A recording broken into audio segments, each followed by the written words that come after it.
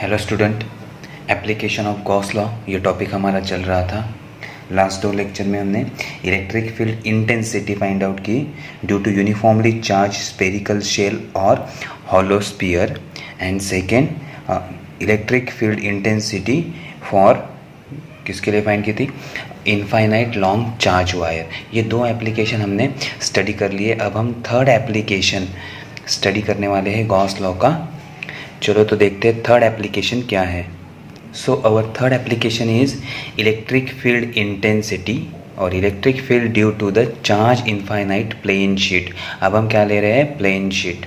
Plane sheet का हमें study करना है। अगर प्लेन शीट चार्ज है विथ पॉजिटिव चार्ज तो वो कितना इलेक्ट्रिक फील्ड डेवलप करेगा वो हमें स्टडी करना है। Consider a uniformly charge infinite plane sheet with surface area A. जिसका सरफेस एरिया ए है, ऐसा हमें uniformly charge infinite plane sheet लेना है। तो ये अब हमारा इनफाइनाइट प्लेन शीट है। अब ये दिखाने के लिए डायग्राम ड्रॉ किया, लेकिन ये कितना इनफाइनाइट है और इस पर पॉजिटिव चार्ज है, सारी जगह पे पॉजिटिव चार्ज है। ये गैप मैंने छोड़ा है, कुछ ड्रॉ करना है इसलिए छोड़ा है, लेकिन इस पर भी पॉजिटिव चार्ज है। हर जगह हमारा क्या है, पॉजिटिव चार्ज है। तो ये इनफाइनाइट चार्ज प्लेन शीट है। अब गॉस एप्लीकेशन, अगर application of Gauss law study करना है और इलेक्ट्रिक फील्ड हमें फाइंड आउट करनी है तो हमने 5 पॉइंट का स्टडी किया था। वंस अगेन हमें वही 5 पॉइंट यूज़ करने हैं। तो फर्स्ट हमारा पॉइंट क्या था, फर्स्ट हमारा पॉइंट था कि फाइंड आउट चार्ज डिस्ट्रीब्यूशन। अब इस पर कौन सा चार्ज डिस्ट्रीब्यूशन होगा ये हमें स्टडी करना है। तो हमारे पास 3 चार्ज डिस्ट्रीब्यूशन थे। कौन से, linear charge distribution, surface charge distribution and third volume charge distribution. अब देखो यहाँ हमने क्या लिया है, सरफेस एरिया। तो यहाँ जो हमारा चार्ज डेंसिटी होगा वो कौन सा होगा, सरफेस चार्ज डेंसिटी। तो अब हम सरफेस चार्ज डेंसिटी का फॉर्मूला लिख के इसको सॉल्व करेंगे। Now sigma is our surface charge density of plane sheet. Sigma क्या है, हमारा सरफेस चार्ज डेंसिटी। और सरफेस चार्ज डेंसिटी का इक्वेशन क्या होता है, चार्ज पर यूनिट एरिया। और इसका यूनिट भी हमने स्टडी किया था, कूलोम पर मीटर स्क्वायर। तो हमारा फॉर्मूला क्या होगा, sigma is equal to charge per unit area. Sigma is equal to charge per unit area. हमें फाइंड आउट क्या करना होता है, चार्ज। पिछली एग्जांपल में हमने अभी स्टडी किया, आपको रिवाइज वापस वही स्टेप आएंगे तो इजी हो जाएगा। तो हमें चार्ज फाइंड करना है। तो चार्ज कैसे मिलेगा हमें, सिग्मा इंटू ए। ए यहाँ चला गया तो Q is equal to sigma into A. ये हो गया हमारा इक्वेशन 1। अब नेक्स्ट स्टेप क्या था हमारा, सेकेंड स्टेप हमें यूज़ करना था गॉस थ्योरम। गॉस थ्योरम याद है, गॉस थ्योरम का कौन सा formula, flux is equal to, electric flux is equal to Q by epsilon 0। वो फॉर्मूला अब हमें यूज़ करना है। So using Gauss theorem, flux is equal to charge upon epsilon 0। अब चार्ज का वैल्यू हमारे पास है फ्रॉम इक्वेशन 1। अब ये चार्ज का वैल्यू यहाँ पुट करेंगे तो हमारा इक्वेशन क्या हो जाएगा। अब हमने चार्ज का वैल्यू पुट कर दिया। So phi is equal to, charge की जगह क्या पुट कर दिया, sigma A divided by epsilon 0 from equation 1। Equation 1 यहाँ पुट कर दिया। तो इस इक्वेशन को हम क्या कहते हैं, इक्वेशन ए। इस इक्वेशन को हम क्या कहेंगे, इक्वेशन ए। तो यहाँ तक हमारे स्टेप हो गए। पहला स्टेप तो हमने सरफेस चार्ज डेंसिटी है वो आइडेंटिफाई कर लिया। सेकेंड स्टेप ने हमने गॉस थ्योरम अप्लाई कर दिया और हमें इक्वेशन ए मिल गया। अब हमें फाइंड करना है इक्वेशन बी। और इक्वेशन बी फाइंड आउट करने के लिए हमें क्या लेना होगा, third step Gaussian surface identify करना होगा। और मैंने कहा था इलेक्ट्रिक फील्ड अगर फाइंड करनी है तो गॉसियन सरफेस हमें लेना होगा। और गॉसियन सरफेस अगर हमें लेना है तो पॉइंट पी लेना होगा। तो पहले हमें क्या लेना होगा, पॉइंट पी। तो अब हम फाइंड करेंगे to find the electric field due to the charge infinite plane sheet at point P. Okay, charge infinite plane, electric field हमें कहाँ फाइंड करना, एट पॉइंट पी पे। तो शीट के बाजू में जो पॉइंट पी हम कंसिडर करने वाले हैं, तो उस पॉइंट पी पे इलेक्ट्रिक फील्ड इंटेंसिटी कितना होगा वो हमें फाइंड आउट करना है। इसलिए हम क्या ड्रॉ करेंगे Gaussian surface around P. Consider the Gaussian surface around P. Consider Gaussian surface around P in the form of a cylinder having cross section area ds and length 2r। अब हम Gaussian surface P point से कैसे पास करने वाले, cylinder in the form of cylinder, जिसका cross section area क्या होगा, ds and length होगा 2r। अब ध्यान दो, अब ये हमारा प्लेन शीट है, ये हमारा क्या है, प्लेन शीट है। अगर प्लेन शीट के इस साइड हमें जो साइड दिख रही है उस साइड पॉजिटिव चार्ज है, तो इसके अपोजिट साइड जो सरफेस है उस पर भी पॉजिटिव चार्ज रहेगा। अगर मैं यहाँ पी पॉइंट कंसिडर करता हूँ, सपोज मैंने कंसिडर किया ये पॉइंट पी, यहाँ पे मैंने कंसिडर किया point P. So due to this plane sheet P point पे इलेक्ट्रिक फील्ड इंटेंसिटी होगा। अब यही चार्ज अपोजिट साइड भी होंगे, तो अपोजिट साइड पे भी सेम डिस्टेंस पे सेम इलेक्ट्रिक फील्ड होगा, क्योंकि यहाँ भी पॉजिटिव चार्ज है और दूसरे प्लेट की दूसरी साइड में भी पॉजिटिव चार्ज है। तो एक साइड में जितना इलेक्ट्रिक फील्ड होगा डिस्टेंस पे, उतने ही डिस्टेंस पे दूसरी साइड भी होगा। तो इस पॉइंट को मैं P कहता हूँ और इस पॉइंट को मैं कहता हूँ P डैश। दोनों तरफ इलेक्ट्रिक फील्ड क्या होगा, सेम होगा, क्योंकि ये क्या है, ये है प्लेन शीट। तो प्लेन शीट के दोनों साइड में भी चार्ज रहेंगे। ओके, प्लेन शीट के दोनों साइड भी चार्ज रहेंगे। तो अब हम क्या कंसिडर करें, consider a Gaussian surface around P in the form of cylinder having cross section area ds। तो अब हम ड्रॉ करेंगे क्रॉस सेक्शन एरिया ds। ये हमारा क्रॉस सेक्शन एरिया ds, और इसमें से पास करेंगे हम सिलेंडर। क्या पास कर रहे हैं हम, सिलेंडर। ये हो गया हमारा सिलेंडर। तो ये सेम P डैश पे भी सेम वे हम ड्रॉ करेंगे। तो ये P डैश से स्टार्ट हो रहा है और P तक जा रहा है, या P से स्टार्ट होके P डैश तक। ये एक ही सिलेंडर है, ये एक ही सिलेंडर है जो मेटल शीट के आर पार जा रहा है, मेटल शीट के आर पार जा रहा है। इसका टोटल लेंथ कितना है, इसका टोटल लेंथ कितना है, इसका टोटल लेंथ है 2r।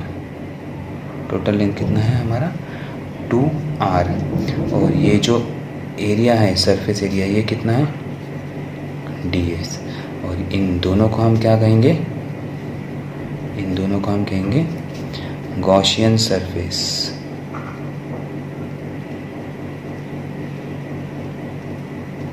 ये दोनों हमारे क्या है, गॉसियन सरफेस। ओके, जिसका एरिया ds है।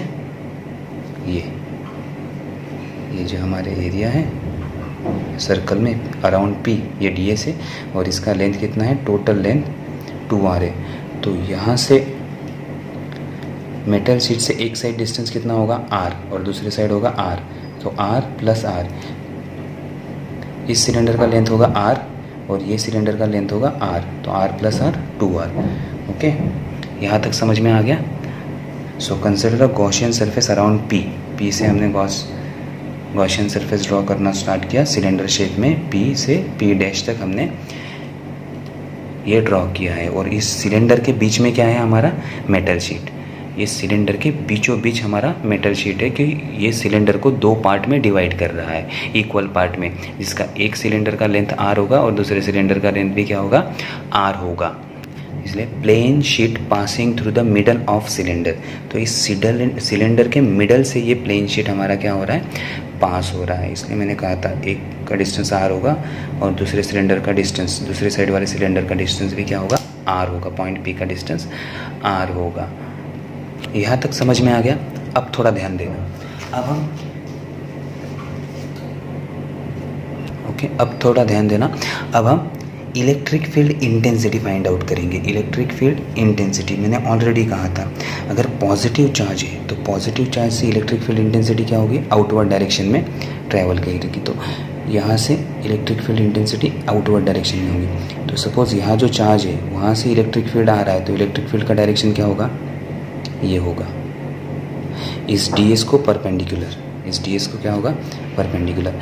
अगर ds का हम एरिया वेक्टर ड्रॉ करते हैं तो एरिया वेक्टर का डायरेक्शन क्या होगा, ds, ये हमारा एरिया वेक्टर है, और ये e का डायरेक्शन, दोनों का डायरेक्शन क्या है हमारा, सेम है। तो अगर इस कैप से इस सरफेस से इलेक्ट्रिक फील्ड जा रहा है तो वो सरफेस को क्या रहेगा, परपेंडिकुलर, और एरिया वेक्टर के डायरेक्शन में रहेगा। तो एरिया वेक्टर और e, ये दोनों एक ही डायरेक्शन में रहेंगे। ये हो गया हमारा एंड वाला साइड। अगर हम स्टडी करते हैं अब ये हमारा सर्कुलर पार्ट, अब इस पार्ट में भी इलेक्ट्रिक फील्ड होगा, तो अब हमारा इलेक्ट्रिक का फील्ड का डायरेक्शन ये है, ओके, ये हमारा इलेक्ट्रिक फील्ड का डायरेक्शन। और हमारा सरफेस, अगर मैं यहाँ से सरफेस वेक्टर ड्रॉ करता हूँ तो ये होगा हमारा सरफेस वेक्टर, तो E, और ये हमारा एरिया वेक्टर, सपोज मैं इसको लिखता हूँ एरिया वेक्टर A लिखता हूँ। इन दोनों में एंगल क्या होगा 90, वैसे ये नीचे वाला 90, सो cos 90 0। तो ये जो सर्कुलर पार्ट है या सर्कुलर सरफेस है उसके वजह से इलेक्ट्रिक फील्ड कितना हो जाएगा, E डॉट ds 0 हो जाएगा। तो बचेगा क्या, सिर्फ इतना पार्ट। यहाँ एंगल समझ में आ गया। इस सरफेस के लिए angle theta is equal to 0 रहेगा और इसके लिए एंगल 90 रहेगा।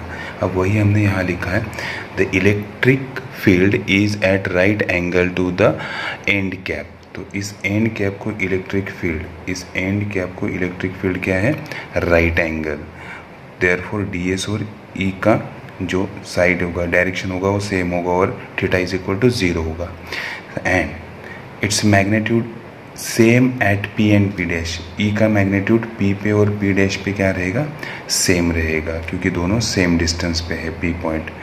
Then the flux passing through the curve surface, flux passing through the curve surface. अब ये कर्व सरफेस से जो हमने ड्रॉ किया, कर्व सरफेस जो फ्लक्स पास हो रहा है वो उसका वैल्यू क्या होगा, उसका वैल्यू 0 होगा। क्यों, क्योंकि E और एरिया वेक्टर ये दोनों परपेंडिकुलर है।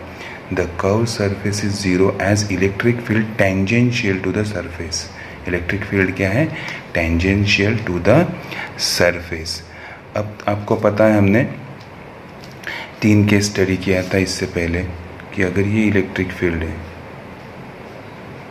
ये हमारा इलेक्ट्रिक फील्ड है और सरफेस हमारा थीटा एंगल पे है, ये हमारा इलेक्ट्रिक फील्ड और ये हमारा सरफेस वेक्टर, इसमें अगर एंगल थीटा है, इन दोनों में एंगल क्या है, थीटा है, तो हमारा फ्लक्स क्या था, E ds cos theta.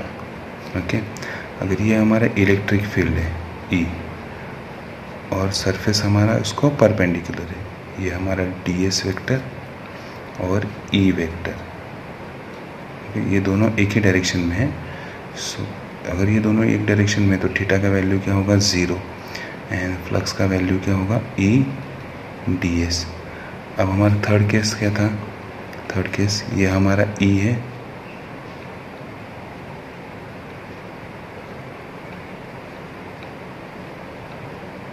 Okay, ये हमारा E है और ये हमारा सरफेस।